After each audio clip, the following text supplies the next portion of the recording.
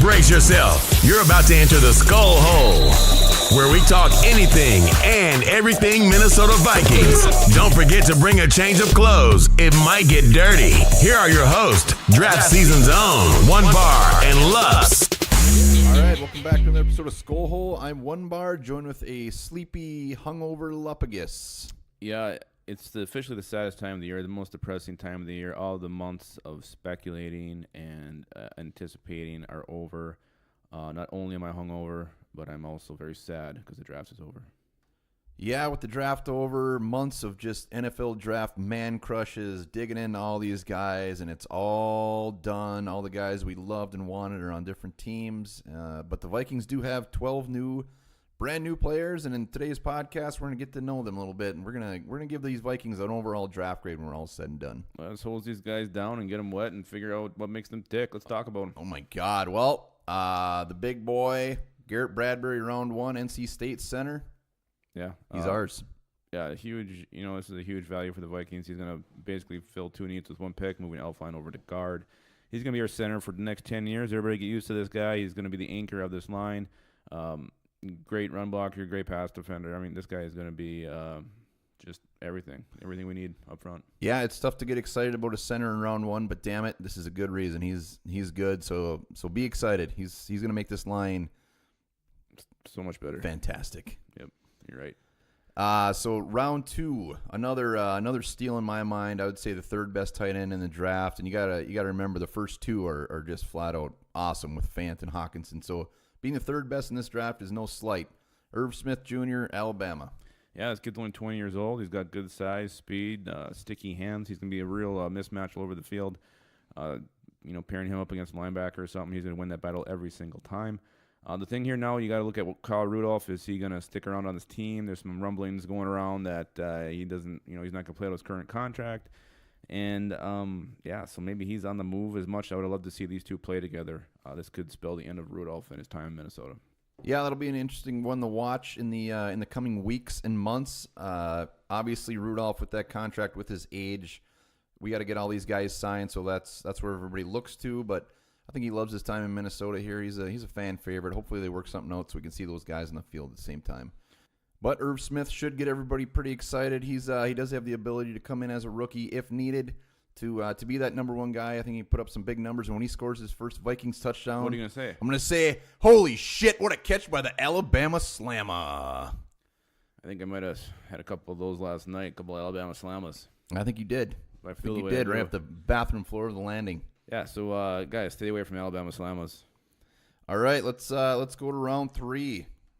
Yeah, we took the Boise State running back, the guy I was not familiar with, and I was not immediately happy with this pick, Alexander Mattison. Yeah, but 7 minutes afterwards, I think he grew on you. Took a full night of sleep, to be honest. Full night of sleep. Look at some tape. I mean, he's going to be able to. He's a tough runner. He's a bowling ball. He can get to tough yards. He's going to be able to step in day one and kind of take over where Latavius Murray left the hole. And I think he's going to see a lot of playing time as a rookie. Yeah, he looks like he's going to be fun to watch. He's going to get those short yards, get those goal line touches, and, I mean, this guy is powerful. He likes to leap. He's kind of a... Boing, boing. He could be our version of Marshawn Lynch. Let's go that way. Oh, my God, that's high praise for Mr. Mattison. What are you going to say the first time he scores a touchdown? I'm going to say, yay, touchdown. Oh, that was odd. Yeah, and he can catch the ball out of the backfield. He can. So, Mattison... Welcome. Very excited. I am too. Round 4, pick 114. We traded up a few picks. We had to have this guy, and I'm very excited they did because he's a guy that could have easily went in round 3. Drew Samia, guard, Oklahoma. Yeah, we'll go with Samia. Big guy. He's like 6'5", I think, 300-something pounds. He started out as a right tackle early in his career, but he's definitely going to be a guard, and I think this is somebody who could push our big free agent signing for playing time. Yeah, he's like I said, huge value, very athletic for a guard. Moved over from right tackle, and the best part about it is everybody seems to love him. Coaches, teammates, they just praise this guy. He's got accolades, and he was on one of the best offensive. He's on one of the best offensive linemen or lines in the nation. Yeah. So Drew Samia, welcome. If I was drinking right now, I'd give you a SKOLHole sip. Yeah, I think Josh Klein should be shaking in his little booties because Samia definitely could give him a run for his money early. It's cowboy boots. Worst case, he offers some good depth year one, and Good depth. I totally think he'll be able to take over a spot year two. Good depth. Trade great depth. Great depth. All right, let's move on to round 5. Round 5, we traded back a few picks on this one, and we ended up with Cameron Smith, linebacker from USC. Yeah, as much as Cameron's going to be a great special teamer and a backup linebacker for us, I feel like there was someone else the Vikings were hoping to land here. Oh, are you talking about Cash Money Cashman? Mm-hmm. We got sniped. The Jets took Cashman 2 picks before us, and I think we got a little too comfy and traded back. This is just gut feeling. We haven't actually seen anything about this. No, we haven't. But for us, there'll always be a black cloud floating around Cameron Smith's head. Oh, wow. And maybe a little bit around his middle parts. Well, I'm over that part already. Just it would have been nice to have Cashman on the team, but when you look at Cameron Smith, ton of experience, 4-year starter at USC, going against some of the top talent in the nation.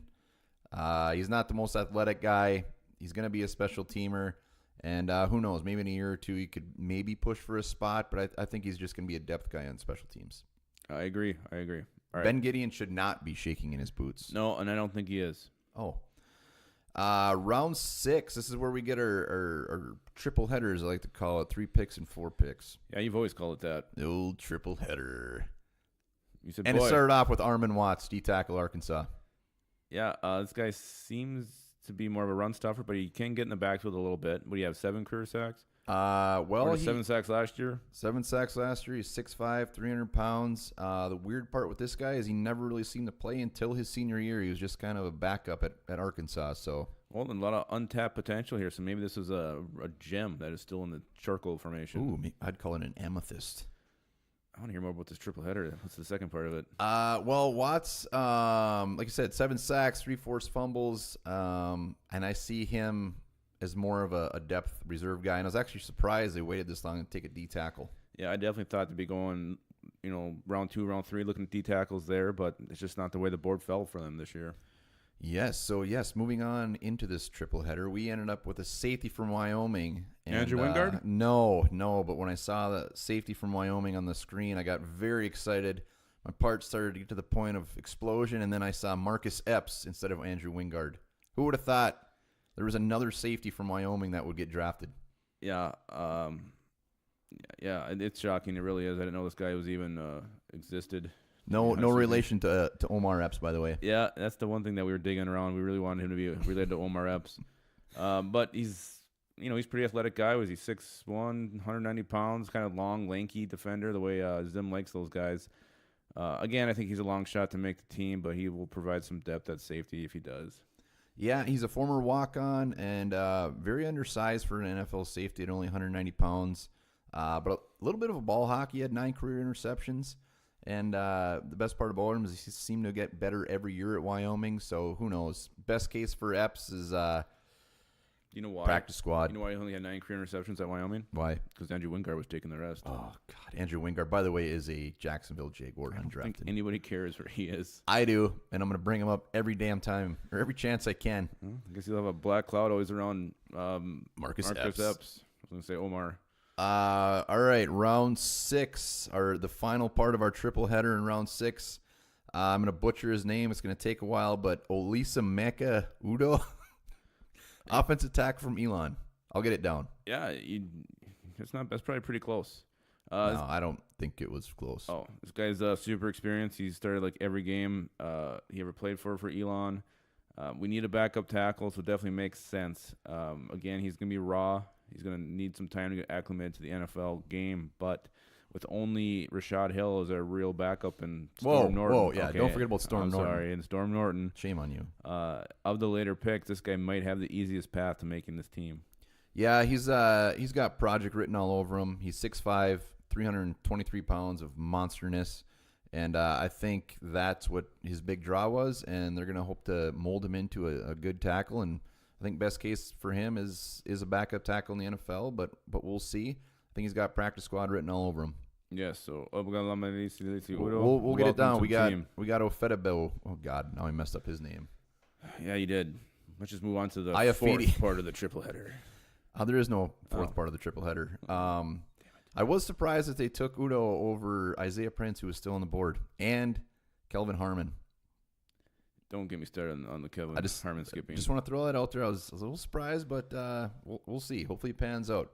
So, all right, round 7. A little bit of a steal here. We got Kris Boyd, cornerback from Texas. Projected 4th, 5th round guy. So this was fantastic. He did play with Holton Hill, started 33 career games, and he was at the Senior Bowl. Yeah, he, Zimmer got his corner that he wanted. So this guy wasn't a lot of guys top 100 players in the draft. So to get him where we did in round 7, it's a huge value. You try to look is he going to make the team or not. It's hard to say. Hopefully he can at least get on the practice squad, and we can pull him up there if we ever need him. So. Yeah, I think he's going to be a dark horse to make the squad. But this is one of the bigger surprises that we waited so long for corner. We know how they love their cornerbacks. For to wait till round 7, I'm glad they did. Well done. So am I. It was well done. Very, very happy that they did that. Yep. All right, next pick in round 7 was wide receiver from Oregon, Dillon Mitchell. Dillon Mitchell, 6'2", he can run 4.40. He's got some decent hands on him. He can sit down in open zones. He's going to help out the quarterback. So I actually, the more I looked at this guy, the more I liked him. And I think he's going to be one of those guys who goes in and competes to be the wide receiver 3 for this team. Wow. I'm not going to call him a favorite or anything, but he should have just as much of a shot as anybody else because there's kind of some turds that are fighting for that spot. Are you still drunk? I wish. Because you got very high hopes for Dillon Mitchell. I hope they come to fruition. I didn't say he was going to be. I said he can compete for it. That's not that high a hope. Well, he was definitely Oregon's one of their number 1 offensive weapons. He had 75 catches, almost 1,200 yards, and 10 touchdowns. Lance Zierlein's write-up of him at NFL.com was not very nice, though. Who the hell is Lance Zierlein anyway? He said, he quoted, "He isn't big, has average speed, and loses focus catching the ball. But damn it, that's going to be motivation." I would say 4.40 is more than average speed, but game speed, we'll see. A little bit different. Yeah, we'll see.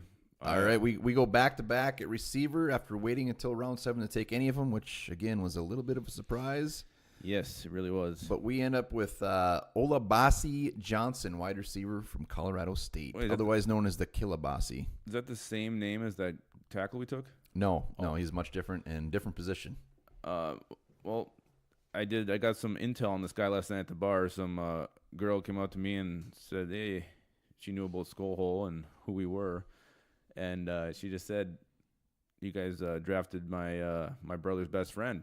And I said, who's that? And she said his name. And I said, who's that? And then, anyway, she said he's really good. So supposedly from the girl at the bar, this guy's awesome. Wow. You know how I know she was wasted? Because there was a girl talking to you at the bar. I was with, Tom. Oh, God, yeah. He's really good looking. Yeah, not a ton for this guy. I mean, he had 54 catches last year, 4 touchdowns. Very smart, and he does play special teams. He returns punts and kicks. So I like Dillon Mitchell making it over him, but who knows? Who knows what the Kilabasi will offer? Kilabasi is going to be in the mix too. He should have just as much of a shot as anybody else competing for that spot.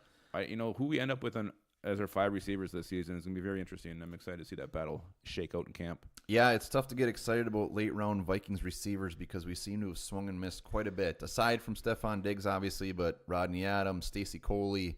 Andre Ellison. Yeah. We'll see.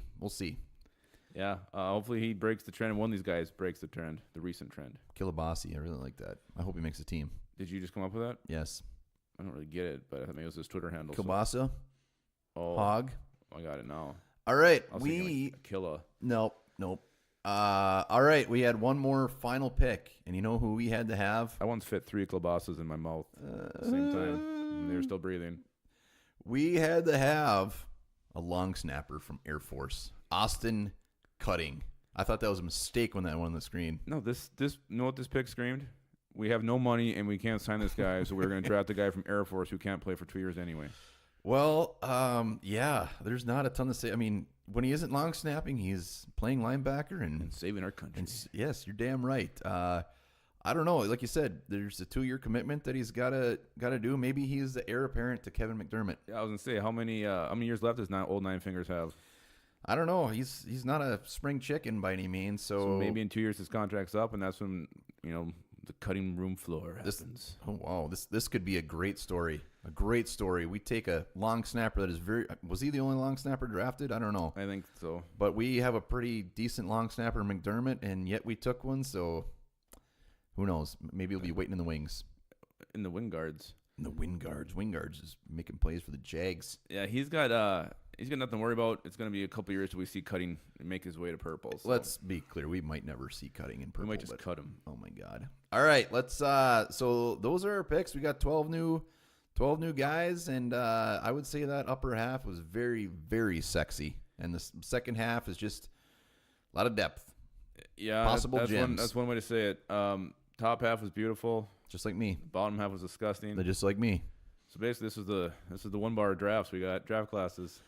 So before we get into our overall grade for the Vikings, what would you say is just any big surprises that stood out the way the Vikings went, players they took, anything that really sticks out to you? Well, to me, the biggest surprise, there was a couple guys who fell late into day 3. Kelvin Harmon, Charles Omenihu, Blake Cashman. I thought these were all guys the Vikings would have looked at much earlier in the draft. And they clearly didn't like any of them because they didn't take any of them. So that, to me, was kind of a big surprise. I thought those guys would have been someone they really would have been after. Yeah, big takeaway surprise for me is just concentrating on offense for the first 4 picks. With Zimmer and this team, that's pretty rare that comes along, but they did absolutely nail those picks. Also, waiting so long for a receiver, wait until round 7 when we still really don't have an established number 3. I guess I wish they would have maybe dipped into that as early as round 4 or 5, but... You can't have everything. You can't have everything. I'm just being really picky. And then really the amount of picks we ended up with. I know we were doing all those trades, but in the last day I was thinking they were going to package a lot of those to try to move up again. But they stuck with their 12, and we got 12 freaking picks. And the long snapper, of course. That was a pants pooper. Yeah.